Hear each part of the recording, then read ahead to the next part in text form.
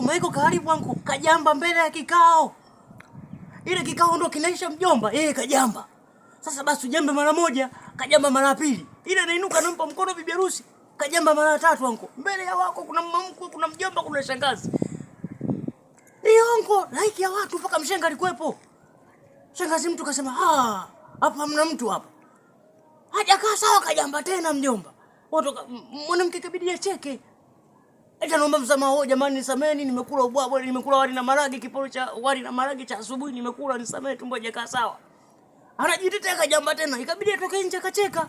Hasa mjomba akatuaibisha sisi mjomba. Pale hakuna muoaji, wamesema hakuna muoaji pale na ndoa imeisha. Hasa mjomba sisi watu wazima tunajiambia tumboni. Kwa nini sijiambie tumboni? Na kama anaenda kwenye kikao yaani kikao cha muhimu kama hicho, kwa nini yale wali na maragi anko asubuhi? Uwezo kula vitu kama hivyo vinaweka gesi tumboni mjomba. Mjomba, vinaweka gesi tumboni.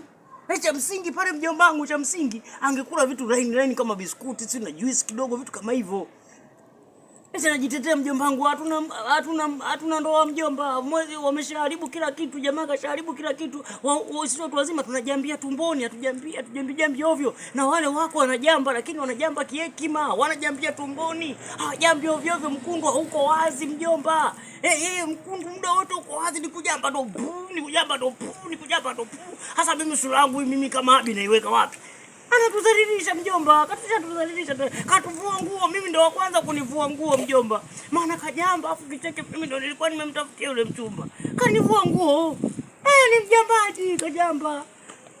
Aise, hapana jamani, watu wengine tunawathamini, tunawabeba, kumbe na tabia mbovu.